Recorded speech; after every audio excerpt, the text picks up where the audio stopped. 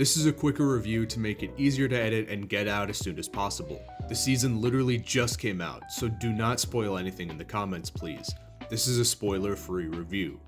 Jurassic World Chaos Theory Season 4 released November 20th, 2025. It's the final season of Chaos Theory and the end of the animated saga story as a whole. Chaos Theory Season 4 is a heart-poundingly thrilling survival story that wraps into Dominion organically while fantastically wrapping up the story threads and most importantly the tale of the Nublar 6 in a completely satisfying moment.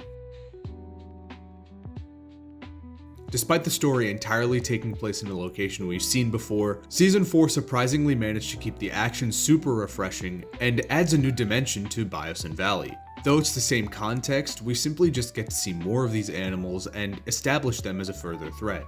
The Giganotosaurus is not in the season as much as I previously thought, though it's not poorly done at all. The Kets really get some awesome moments of spotlight and some really well-made action scenes that make the power of this prehistoric giant of the skies felt even further. Additionally, the Rex is also given a proper spotlight. It feels like they knew this was likely the last adventure we'll have with her, and so gave her a special send-off. We also see more animals in the valley than before, and we just get to see more of it in general. Things in the films which are implied are given a greater explanation here that makes Dominion and Chaos Theory work so well as companion pieces with each other. Due to the survival element, this season doesn't necessarily have as many moments where the animals are given a peaceful side, but it never dips into villainization territory, even for the Giga, surprisingly. The action is at its peak this season, and it never relents. The Dilophosaurus are given a much greater role in the story and are a primary threat, especially since the Nublar 6 have to stick to the lower levels of Biosin most of the time. Even though it's another dinosaur-infested forest, the season manages to do really well with making some super unique action segments from it.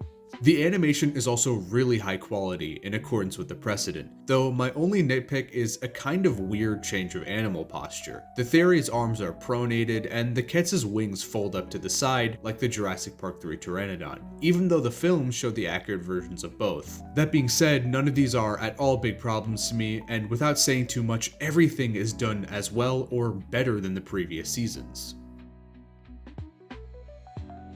Chaos Theory Season 4 has emerged from the mystery and gone full survival mode akin to Camp Cretaceous without losing any of the mature storytelling. To cut to the chase, this season was absolutely heart-pounding. I know that we've now received 9 seasons of storytelling with the Nublar 6, and at times it feels difficult to feel the stakes, but this season brings the real threat back in such an awesome way that makes every single scene push you further and further to the edge of your seat. I really feared for these characters again, and it messed with my emotions so much. You have no clue where it's going to go from here, or how they're going to make it out, which is what made the story compelling previously and what heightens it here.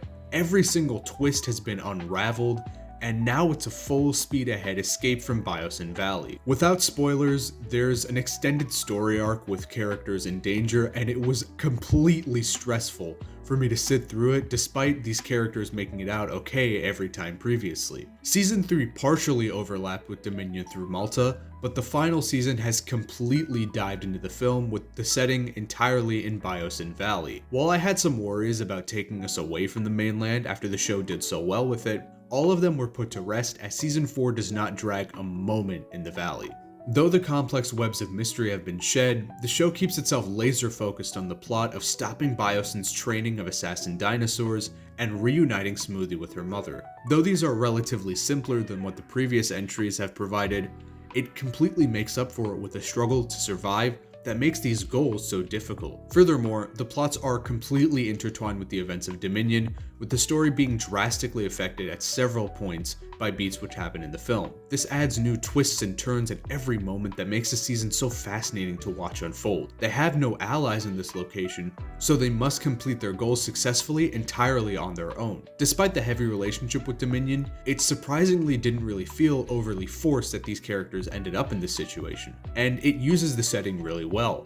The season also doesn't overuse any references, but it absolutely brings up events from even Camp Cretaceous, which would affect the story now, and it feels like a real treat for those who have stuck through from the beginning. The characters really made this season for me. All of them now have to come together and really confront the pain and trauma they've been through, addressing all of their struggles and the immense, trust me, I mean immense, level of baggage that there is. As someone who's been critical of Brooklyn, it's great to finally see the layers peeled off and to have her finally be confronted about everything she's done to the group. Brooklyn has become an entirely new and more brutal person in order to take down these organizations, and it makes the rest of the Nublar 6 really question their relationship with her. I do not hate Brooklyn, and her character is given a very satisfying conclusion. The rest of the group also have their satisfying arcs, making amends and reaffirming that they really are the family we've all watched grow and grown alongside. I want to say more, but this is a non-spoiler review, and just trust me when I say it's a really emotionally heart-wrenching season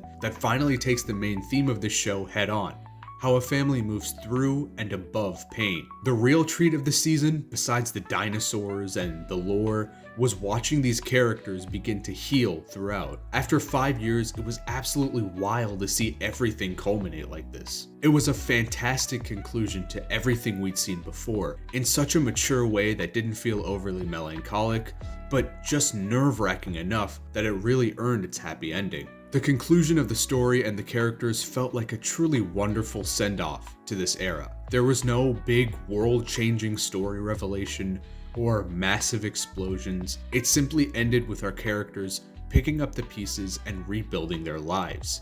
As a finale, the season simply ends with these characters beginning to pick up the pieces and rebuild everything.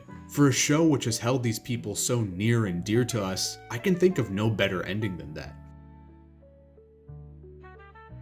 I originally watched Camp Cretaceous when I was in 8th grade, ironically the same age as Darius, and it's been absolutely crazy to see how it's unfolded now that I'm a college freshman, once again the same age as Darius, despite the uneven time skip. 5 years, 9 seasons, 88 episodes, and 37 hours of television has built to this, and I have few words to describe the auspicious feeling. The finale and denouement of everything in season 4 almost brought me to tears with how great it all was. And despite being so emotionally invested in this story, I'm incredibly thankful that they managed to pull it off. Chaos Theory Season 4 is a spirited, almost soul-crushing conclusion to a genuine saga that has been built over these 2 shows and the World Trilogy as a whole that gives us real finality and closure. Season 4 is, without a shadow of a doubt, an unwaveringly victorious finale.